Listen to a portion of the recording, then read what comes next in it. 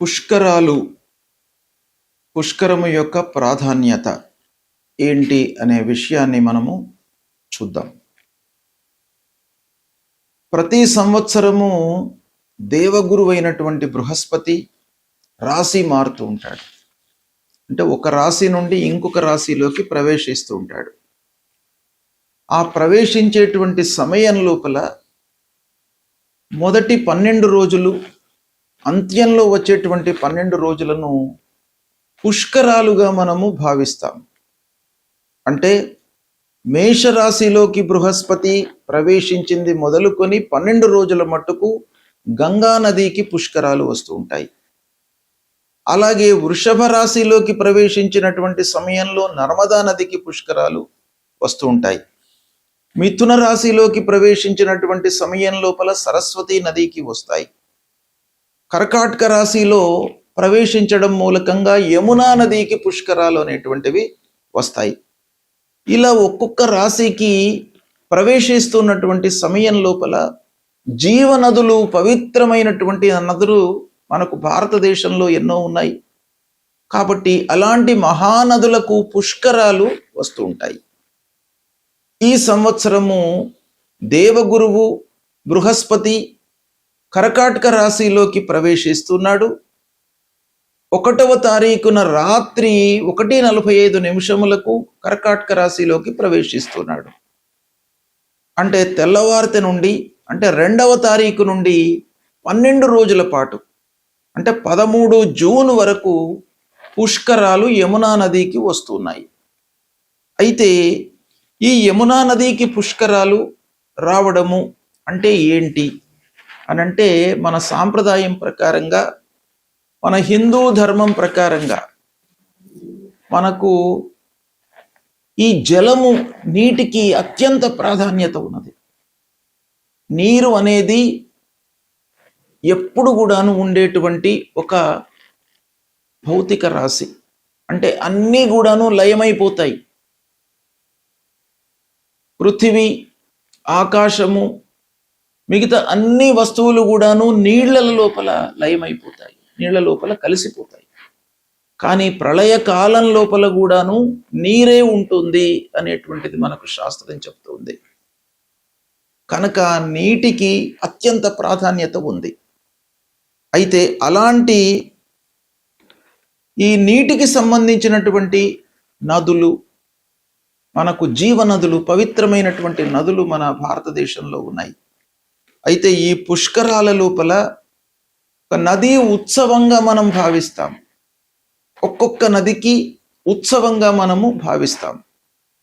అంటే దీని వెనక ఉన్నటువంటి నేపథ్యం ఏంటంటే, అసలు ఈ పుష్కరాలు అనేటువంటివి ఏంటి అనే విషయాన్ని మనం చూసినట్టయితే, పుష్కరుడు అనేటువంటి ఒక దివ్య శక్తి, అంటే భగవంతుని యొక్క స్వరూపమే.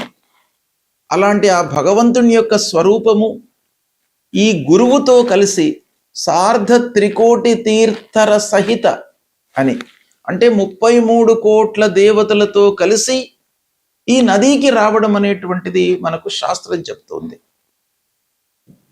అంటే 33 కోట్ల దేవతలందరూ కూడాను ఈ 12 రోజుల కాలము, ఈ పుష్కర కాలంలో ఆయా నదులలోకి వెళ్ళి స్నానం ఆచరిస్తూ ఉంటారు గురువుతో కలిసి.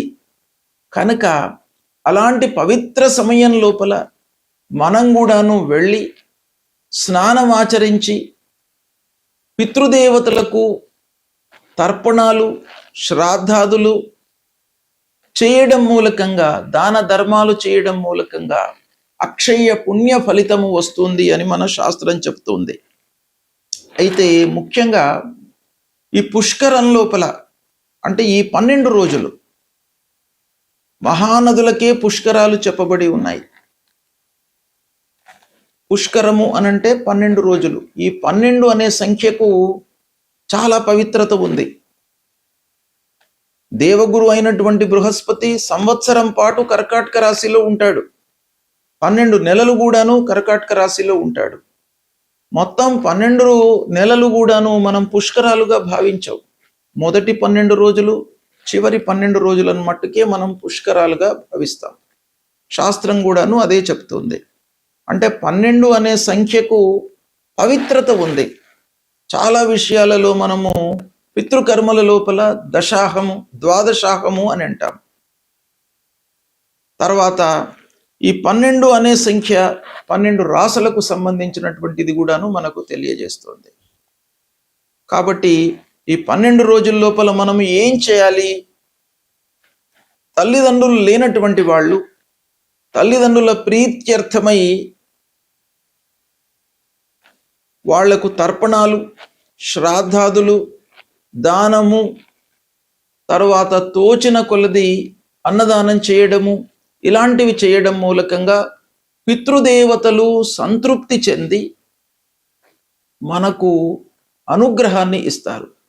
మనకే కాకుండా మన వంశంలో జన్మించినటువంటి వాళ్లకు, పిల్లలకు, తర్వాత వచ్చే తరానికి కూడాను అనుగ్రహము, ఆశీస్సులను ఇస్తారు.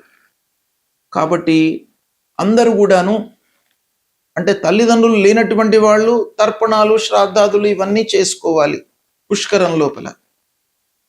తల్లిదండ్రులు ఉన్నటువంటి వాళ్ళు స్నానాదులు చేయాలి.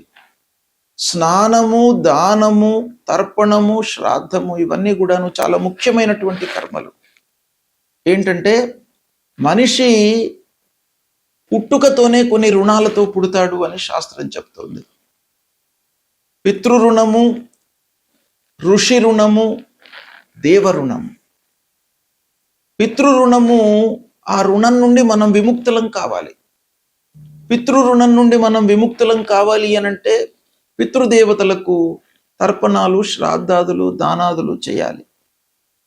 అంటే నదీ సమీపానికి వెళ్ళి ఈ పుష్కరాల లోపల వాళ్ళ నిమిత్తమై చేయడము. తర్వాత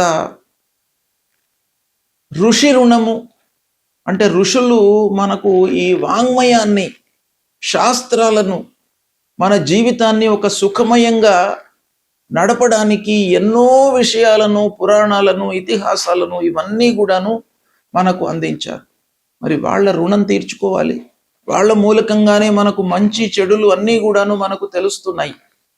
కాబట్టి వాళ్ళ రుణం కూడాను తీర్చుకోవాలి. కాబట్టి ఋషులకు కూడాను తర్పణాలు చేయాలి.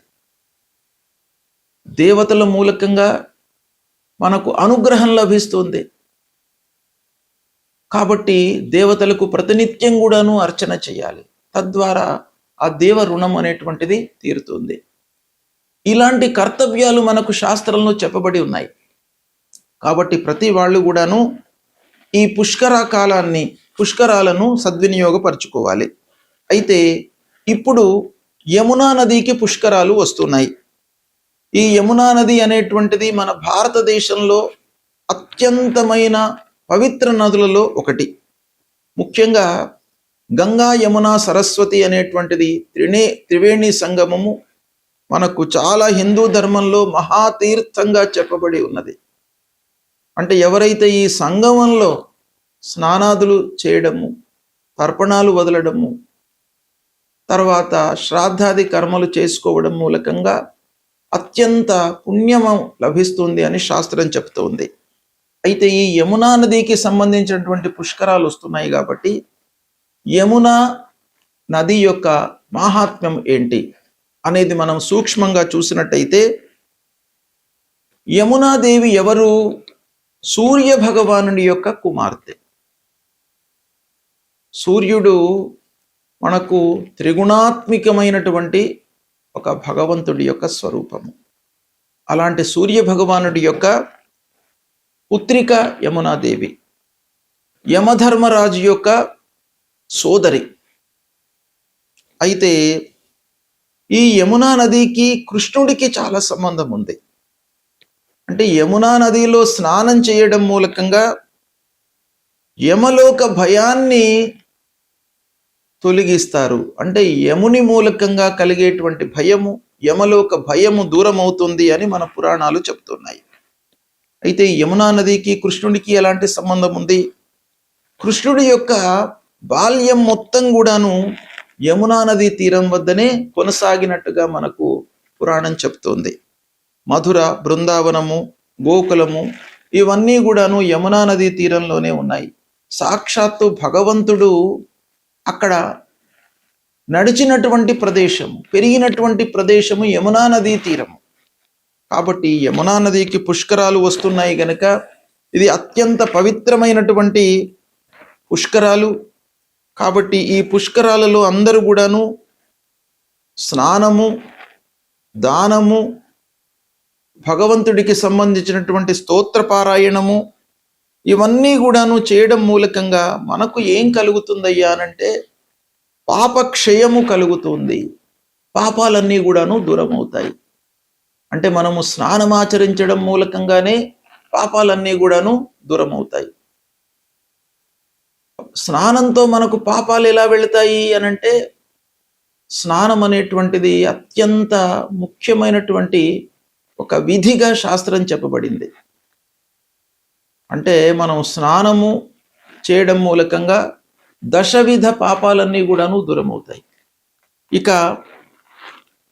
తర్పణాలు, శ్రాద్ధాదులు చేయడం మూలకంగా పితృశాంతి లభిస్తుంది. పితృదేవతలు తృప్తి పడతారు. తర్పణం మూలకంగా తృప్తి పడతారు.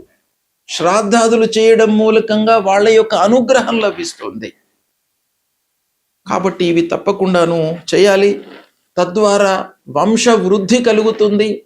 చేసినటువంటి వాళ్లకు కూడాను ఆయురారోగ్యాలు, ఐశ్వర్యాలు సంప్రాప్తమవుతాయి. సంతానము లేనటువంటి వాళ్లకు సంతానం కలుగుతుంది. సంతానము అభివృద్ధిలోకి వస్తుంది. ఐశ్వర్యము సంప్రాప్తమవుతుంది. భక్తి జ్ఞానము అభివృద్ధి అవుతుంది అనేటువంటిది మనకు పురాణాలు చెప్తున్నాయి. కాబట్టి దీన్ని అందరూ కూడాను ఈ 12 రోజులు 2వ తారీఖు నుండి 13వ తారీఖు వరకు యమునా నదికి పుష్కరాలు వస్తున్నాయి. దీన్ని అందరూ కూడాను సద్వినియోగపరుచుకోండి, తరించండి. శుభం.